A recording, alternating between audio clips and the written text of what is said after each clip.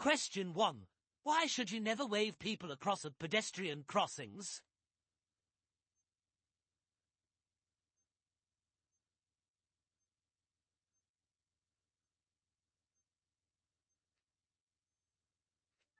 Say, another vehicle may be coming. If people are waiting to use a pedestrian crossing, slow down and be prepared to stop. Don't wave them across the road, because another driver may not have seen them, may not have seen your signal, and may not be able to stop safely. Question 2. What's the purpose of road humps, chicanes and narrowings?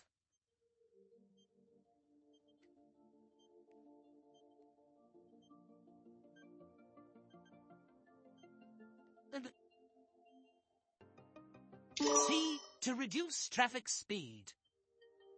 Traffic calming measures help to keep vehicle speeds low in congested areas where there are pedestrians and children. A pedestrian is much more likely to survive a collision with a vehicle traveling at 20 miles per hour than they are with a vehicle traveling at 40 miles per hour. Question 3. What requires extra care when you're driving or riding in windy conditions?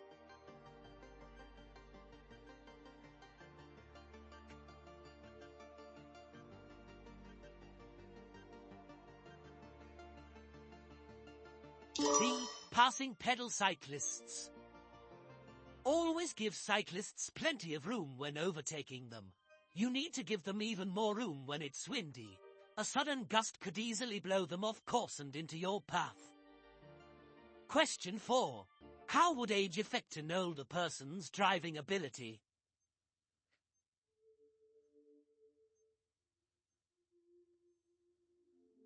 C. They'll take longer to react to hazards. As people age, their reaction time gets slower. The rate of decline varies from person to person, but you can expect them to take longer to react to a hazard, and they may be hesitant in some situations, for example, at a junction. Question 5. Which sign means that there may be people walking along the road?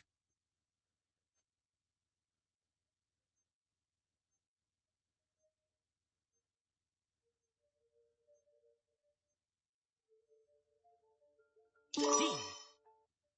Always check the road signs. Triangular signs are warning signs. They inform you about hazards ahead and help you to anticipate any problems. There are a number of different signs showing pedestrians. Learn the meaning of each one. Question 6. You're waiting to come out of a side road. Why should you look carefully for motorcycles?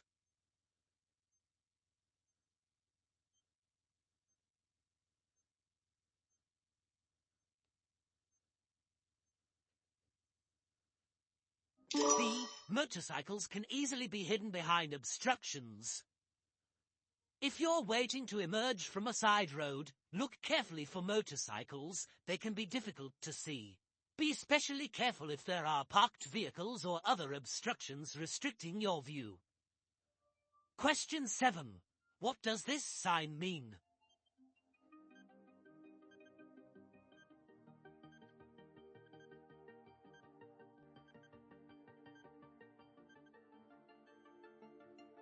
D. Route for trams. Take extra care when you encounter trams. Look out for road markings and signs that alert you to them. Modern trams are very quiet and you may not hear them approaching. Question 8. What does this sign mean?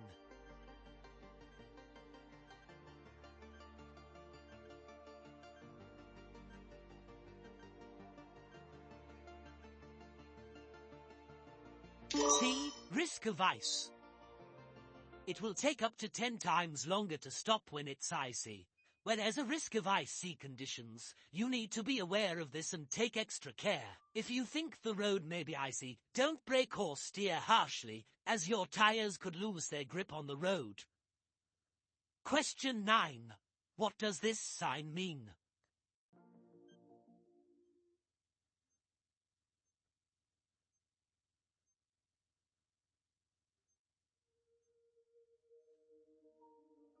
V. Give way to trams. Obey the give way signs. Trams are unable to steer around you if you misjudge when it's safe to enter the junction. Question 10. What does a red traffic light mean?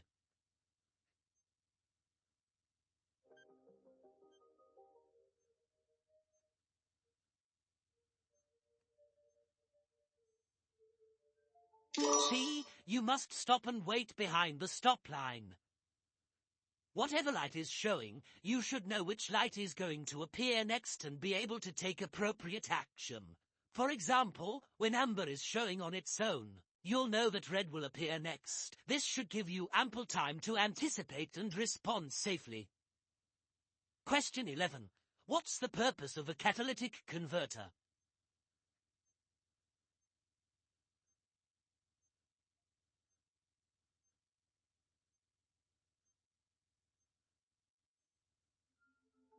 C. To reduce harmful exhaust gases.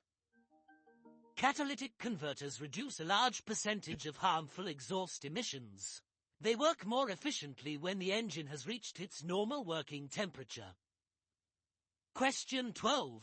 What color are the reflective studs along the left-hand edge of the motorway?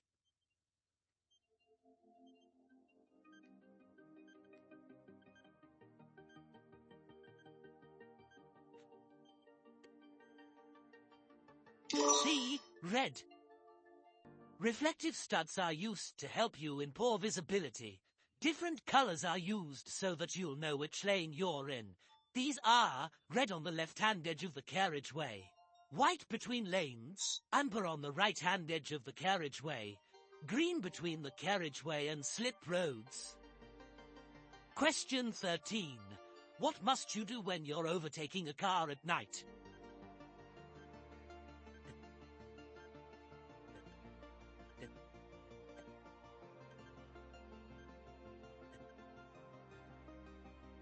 B. Make sure you don't dazzle other road users. To prevent your headlights from dazzling the driver of the car in front, wait until you've passed them before switching to main beam. Question 14. You've just gone through flood water. What should you do to make sure your brakes are working properly?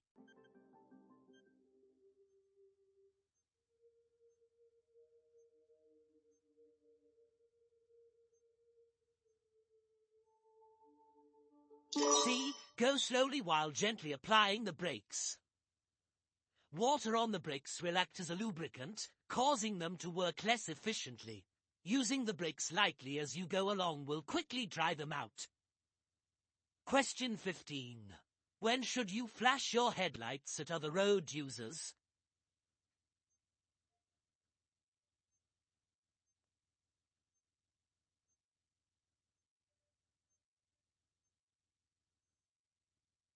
A. When letting them know that you're there. You should only flash your headlights to warn others of your presence.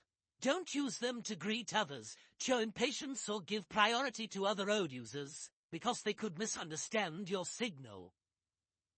Question 16. You're following a slower moving vehicle. What should you do if there's a junction just ahead on the right?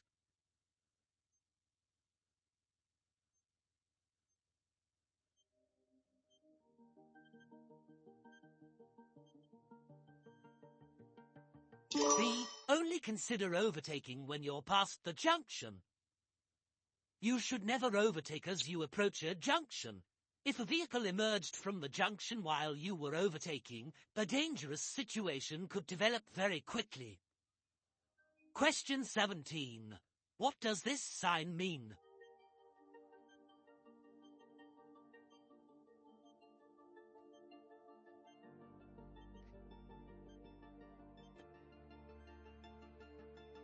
A. Quayside or riverbank. You should be careful in these locations, as the road surface is likely to be wet and slippery. There may be a steep drop to the water, and there may not be a barrier along the edge of the road. Question 18. You're parked on the road at night. When must you use parking lights?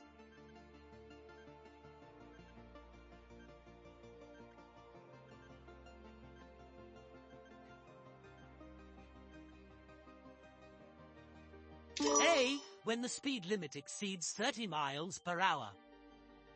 When parking at night, park in the direction of the traffic. This will enable other road users to see the reflectors on the rear of your vehicle. Use your parking lights if the speed limit is over 30 miles per hour. Question 19. What should you do when you're approaching roadworks on a motorway?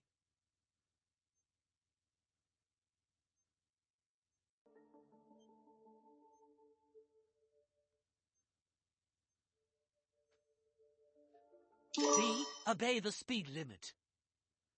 Be aware of reduced speed limits at roadworks. Speed limits shown inside a red circle are mandatory and cameras are often used to enforce the reduced limit. Slow down in good time and keep your distance from the vehicle in front. Question 20. What should you do if the left-hand pavement is closed due to street repairs?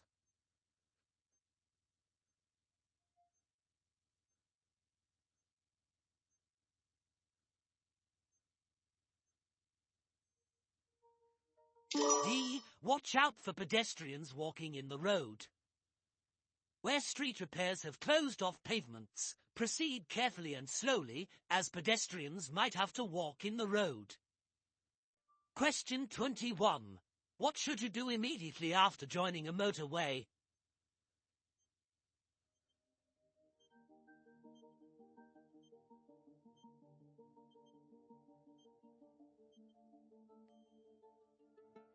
C. Stay in the left-hand lane. When you've just joined a motorway, stay in the left-hand lane long enough to get used to the higher speeds of motorway traffic before considering overtaking. Question 22. Which sign shows that you're entering a one-way system?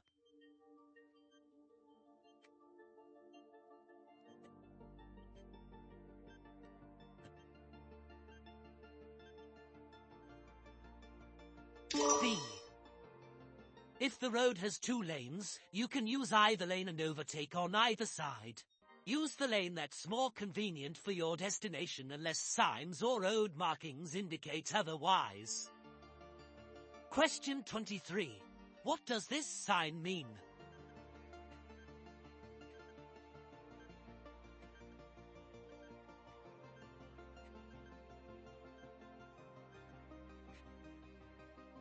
D. With flow bus and cycle lane.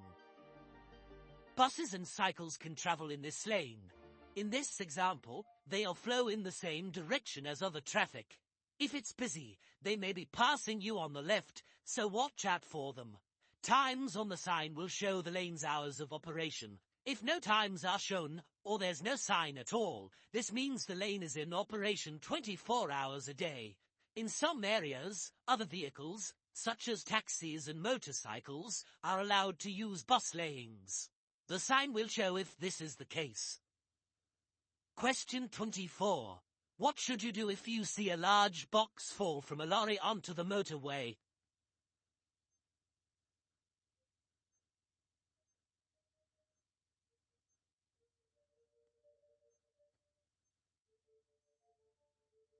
B. Go to the next emergency telephone and report the hazard. Lorry drivers can be unaware of objects falling from their vehicles. If you see something fall onto a motorway, look to see if the driver pulls over. If they don't stop, don't attempt to retrieve the object yourself. Question 25. You're about to overtake a cyclist. Why should you leave them as much room as you would give to a car?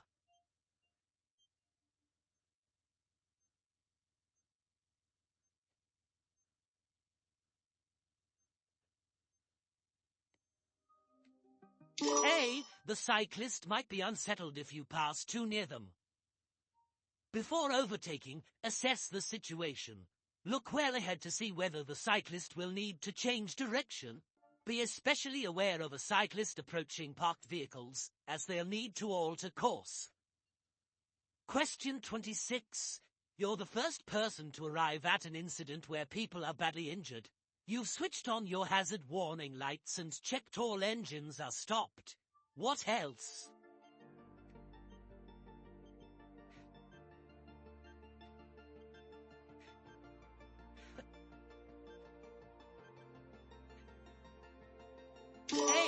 Make sure that an ambulance has been called. If you're the first to arrive at a crash scene, the first concerns are the risk of further collision and fire. Ensuring that vehicle engines are switched off will reduce the risk of fire. Use hazard warning lights so that other traffic knows there's a need for caution. Make sure the emergency services are contacted. Don't assume it's already been done. Question 27.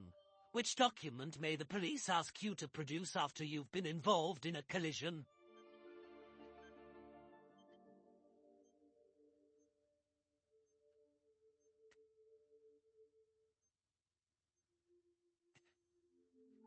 A. Your driving license. You must stop if you've been involved in a collision that results in injury or damage. The police may ask to see your driving license and insurance details at the time or later at a police station. Question 28. You've just passed your driving test. How can you reduce your risk of being involved in a collision?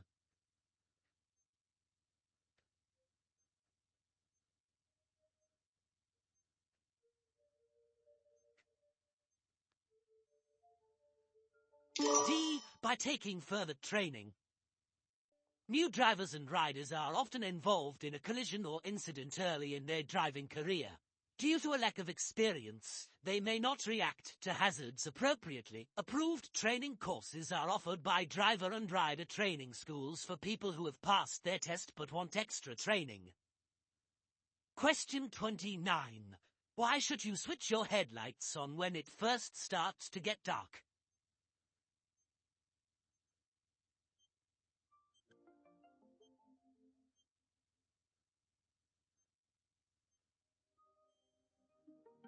C. So others can see you more easily. Your headlights and taillights help others on the road to see you. It may be necessary to turn on your headlights during the day if visibility is reduced. For example, due to heavy rain. In these conditions, the light might fade before the streetlights are timed to switch on. Be seen to be safe. Question 30. You're waiting in a traffic queue at night. How can you avoid dazzling drivers behind you?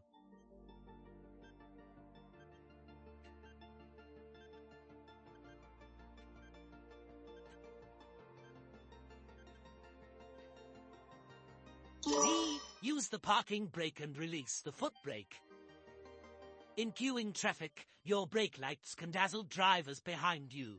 If you apply your parking brake, you can take your foot off the foot brake.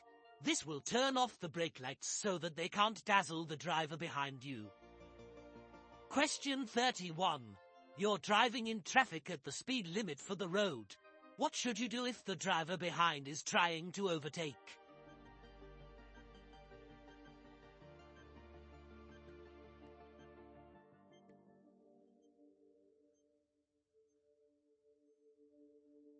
B. Keep a steady course and allow the driver behind to overtake. Keep a steady course to give the driver behind an opportunity to overtake safely. If necessary, slow down. Reacting incorrectly to another driver's impatience can lead to danger. Question 32. How will a roof rack affect your car?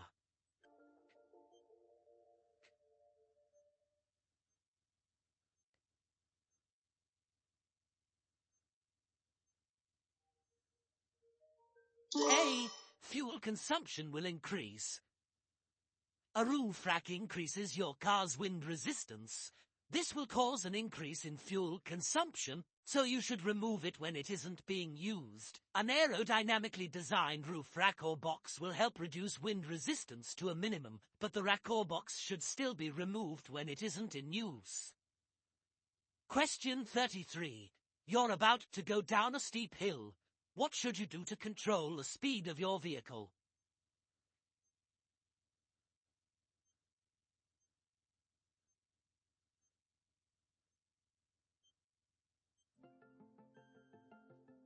D.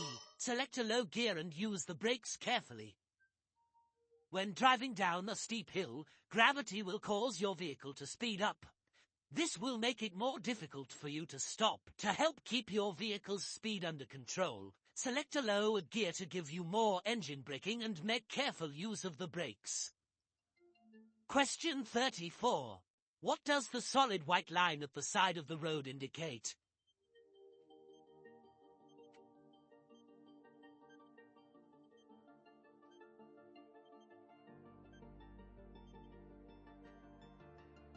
The edge of the carriageway.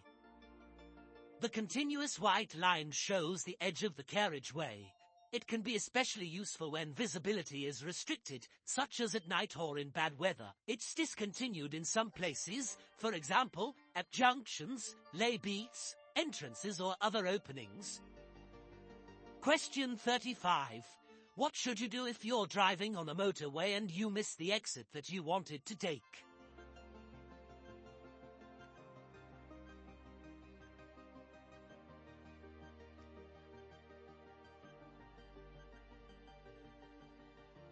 C. Carry on to the next exit. It's illegal to reverse, cross the central reservation or drive against the traffic flow on a motorway. If you miss your exit, carry on until you reach the next one. Ask yourself why you missed your exit. If you think that your concentration is fading, take a break before continuing your journey. Question 36. When may you drive without wearing your seatbelt?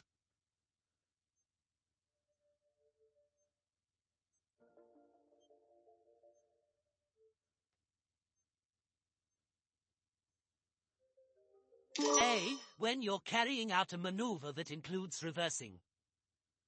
You may remove your seatbelt while you're carrying out a maneuver that includes reversing. However, you must remember to put it back on again before you resume driving. Question 37. You're carrying two 13-year-old children and their parents in your car. Who's responsible for seeing that the children wear seatbelts?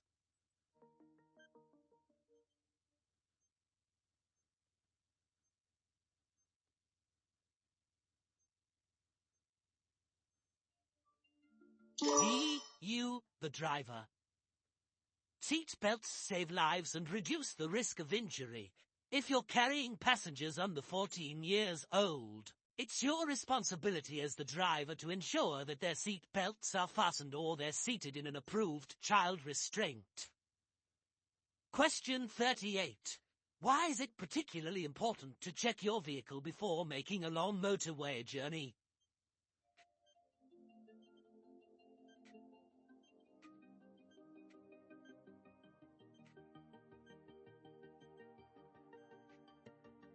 A. Continuous high speeds increase the risk of your vehicle breaking down.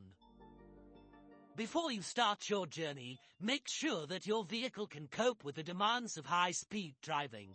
You should check a number of things, the main ones being fuel, oil, water and tires. You also need to plan rest stops if you're making a long journey. Question 39. Who's responsible for making sure that a vehicle isn't overloaded?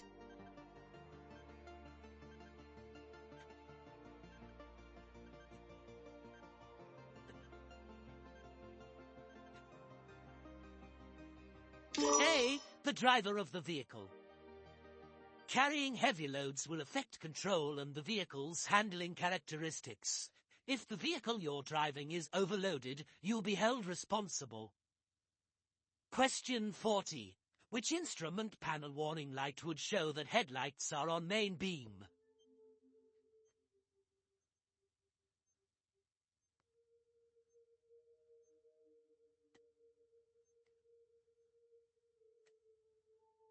A. You should be aware of all the warning lights and visual aids on the vehicle you're driving. If you're driving a vehicle for the first time, you should familiarize yourself with all the controls, warning lights and visual aids before you set off. Question 41. When could the cost of your insurance be reduced?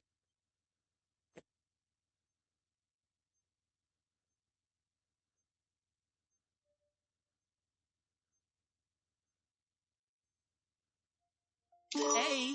When you complete the Pass Plus scheme. The cost of insurance varies with your age and how long you've been driving. Usually, the younger you are, the more expensive it is, especially if you're under 25. Pass Plus provides additional training to newly qualified drivers. The scheme is recognized by many insurance companies, and taking this extra training could give you reduced insurance premiums, as well as improving your skills and experience. Question 42. What does the term blind spot mean?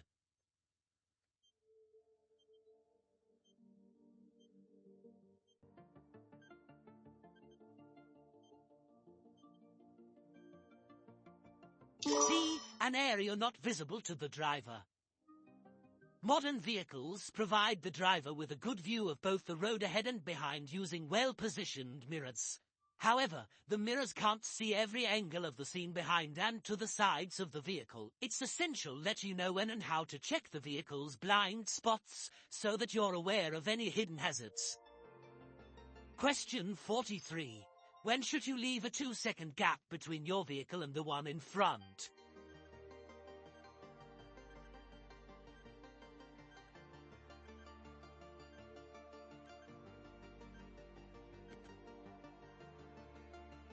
A. When it's dry. In good, dry conditions, a driver needs to keep a distance of at least 2 seconds from the car in front. This should allow enough space for you to stop if the driver in front has to stop suddenly. Question 44. How can you use your vehicle's engine as a brake?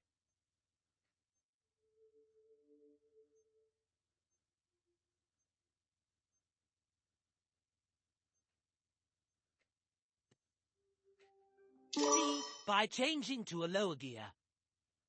When driving on downhill stretches of road, selecting a lower gear gives increased engine braking. This will prevent excessive use of the brakes, which become less effective if they overheat. Question 45. In order to supervise a learner driver, you need to have held a full driving license for the same category of vehicle for at least 3 years. What other requirement must you meet?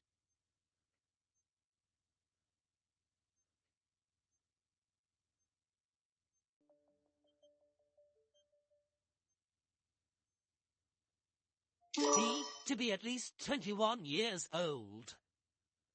Learner drivers benefit by combining professional driving lessons with private practice. However, you need to be at least 21 years old and have held your driving license for at least 3 years before you can supervise a learner driver. Question 46. What's the legal minimum insurance cover you must have to drive on public roads?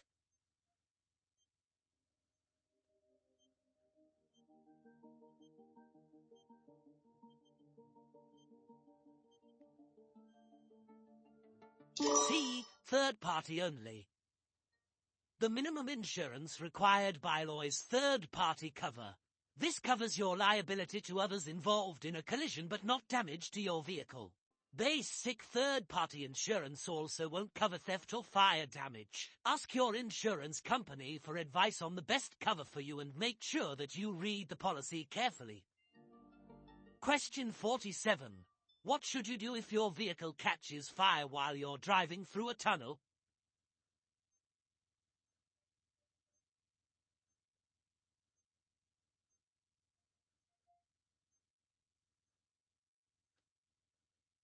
A. Drive it out of the tunnel if it's safe to do so. If it's possible, and you can do so without causing further danger, it may be safer to drive a vehicle that's on fire out of a tunnel. The greatest danger in a tunnel fire is smoke and suffocation. Question 48. What style of driving causes increased risk to everyone?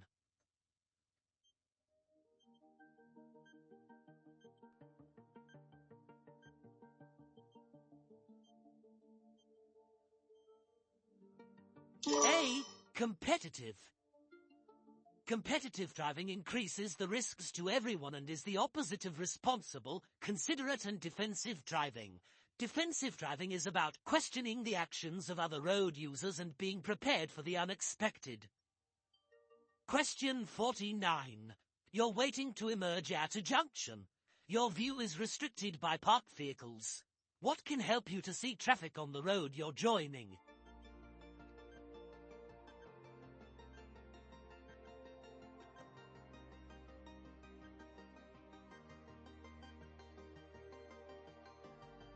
D. Reflections of traffic in windows. You must be completely sure it's safe to emerge. Try to look for traffic through the windows of the parked cars or in the reflections in windows. Keep looking in all directions as you slowly edge forwards until you can see it's safe. Question 50. You want to put a rear-facing baby seat on the front passenger seat. What must you do if the passenger seat is protected by a frontal airbag?